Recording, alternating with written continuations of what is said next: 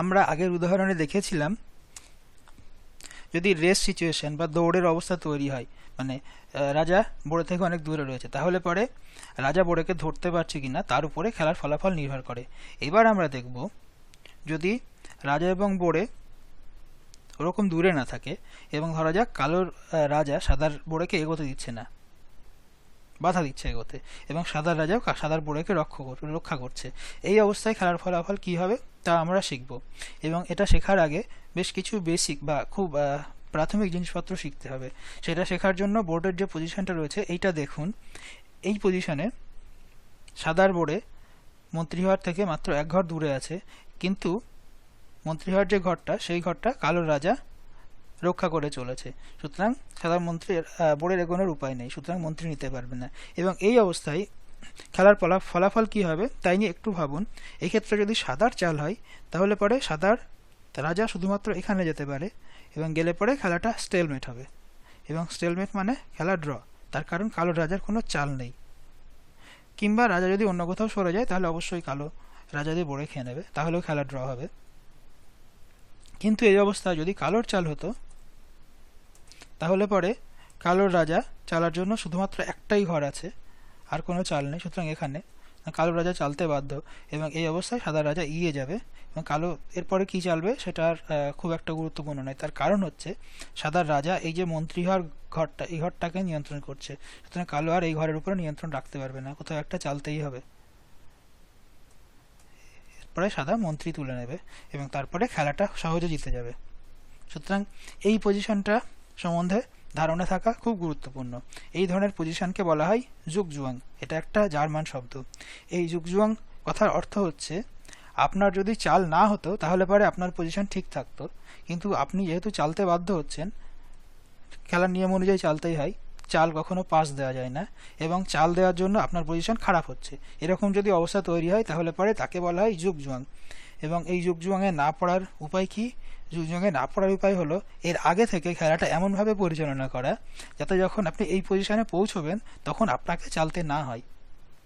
সুতরাং কালো যদি খুব কায়দা করে খেলাটা পরিচালনা করতে পারত এবং এই পজিশনে পৌঁছানোর অবস্থায় সাদার চাল, তাহলে পরে কালো খেলা ড্র করতে সমর্থ হতো। কিংবা সাদা যদি এমনভাবে খেলাটা পরিচালনা করতে পারে যে এরকম পজিশনে পৌঁছতে বাধ্য হলে এই অবস্থায় কালোর চাল হবে, তাহলেও সাদা খুব সহজে জিতে যাবে, এবং সেটা আমরা একটু আগে দেখেছি। এবং এই পজিশন ছাড়াও আরও বেশ কিছু শেখার জিনিসপত্র আছে, সেগুলো আমরা এবার শিখব।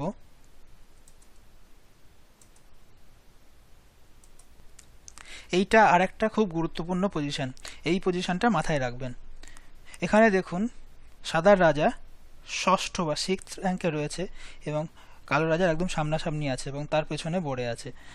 এই অবস্থায় কার চাল সেটা খুব একটা গুরুত্বপূর্ণ নয়। সাদা এরকম অবস্থা যদি পৌঁছতে পারে, অর্থাৎ রাজাকে বোর্ডের সামনে নিয়ে যেতে পারে এবং রাজাকে সিক্সথ র্যাঙ্ক বা ষষ্ঠ র্যাঙ্কে নিয়ে যেতে পারে, তাহলে সাদা সবসময় খেলাটা জিততে পারবে। প্রথমে দেখা যাক যদি সাদার চাল হয় তাহলে খেলাটা কী হবে। কালোর চাল হলে কী হবে প্রথমে দেখা যাক। কালোর যদি চাল হয় তাহলে পরে খুবই সোজা, এই অবস্থায় কালো কোনো একটা দিকে সরে যেতে বাধ্য হবে এবং সাদা রাজাটাকে অন্যদিকে নিয়ে যাবে, এবং এটা নিয়ে যাওয়ার পরে সাদা এই যে মন্ত্রী হওয়ার ঘরটা, এই ঘরটাকে নিয়ন্ত্রণ করছে, সুতরাং এটা খুব সোজা। তারপরে কালো কোথাও একটা চাললো, সাদা বোড়েটাকে এখানে এখানে এখানে নিয়ে যাবে, মন্ত্রী তুলবে, খেলা জিতে যাবে। আর যদি কালো রাজাকে এই দিকে নিয়ে যায় তাহলে পরে একই রকম সাদা রাজাকে এই দিকে নিয়ে যাবে।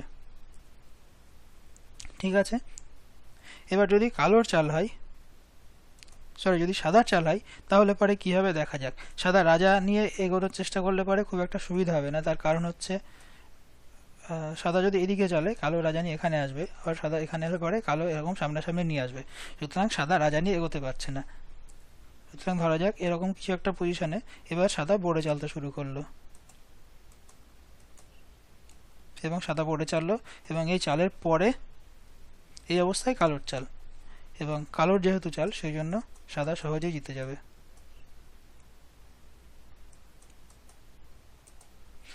এই পজিশনটা খুব সহজে জেতা সম্ভব।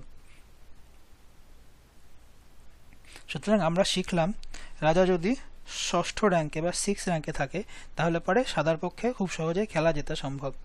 কার চাল সেটা খুব একটা গুরুত্বপূর্ণ নয়।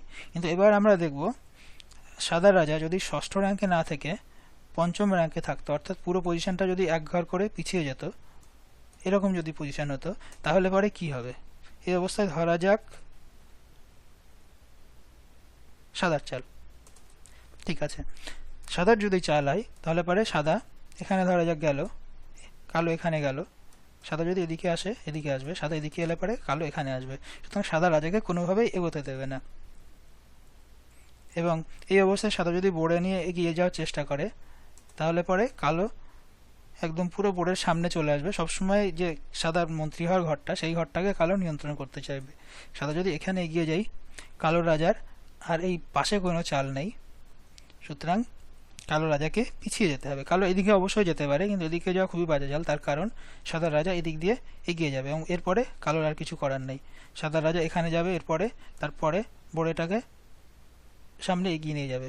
সুতরাং সাদা রাজা নিয়ে আপনি সবসময় যদি এগিয়ে যেতে পারেন এবং এই মন্ত্রী হওয়ার ঘরটাকে নিয়ন্ত্রণ করতে পারেন এবং বোর্ডেটাকেও নিরাপদ রাখতে পারেন, তাহলে সহজেই খেলা যেতে যায়। সুতরাং সেটা কোনো অপশন নয়। এবং এক্ষেত্রে কালোর জন্য অপশন হলো এই তিনটে ঘরের মধ্যে কোনো একটা ঘরে পিছিয়ে যাওয়া। এবং এই পজিশনটা খুব গুরুত্বপূর্ণ। এই তিনটে ঘরের মধ্যে শুধুমাত্র একটা ঘরে গেলে তবেই কালো খেলাটাকে ড্র করতে পারে, বাকি দুটো ঘরে গেলে পরে কালো খেলায় হেরে যাবে। এবং সেটা হচ্ছে, ড্র করার পদ্ধতি হচ্ছে, যখন আপনি পিছিয়ে যেতে বাধ্য তখন সবসময় একদম পুরো সোজাসুজি পিছবেন, স্ট্রেট ব্যাক, এটা মাথায় রাখবেন। সুতরাং এটা হচ্ছে ড্র করার চাল। এবং এটা কেন সেটা আমরা এবার দেখব।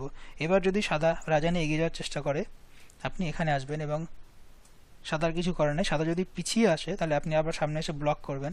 সাদা যদি এখানে যায় তবে আপনি আবার পিছিয়ে যাবেন। সাদা যদি এখানে যায়, এখানে, এবার ধরা যাক সাদা আবার এখানে এলো, এখানে এলেন। সাদা যদি এদিকে যায়, আবার আবার পিছিয়ে যাবেন। আপনাকে ধৈর্য ধরতে হবে। সাদা যদি এখানে যায়, আপনি এখানে যাবেন।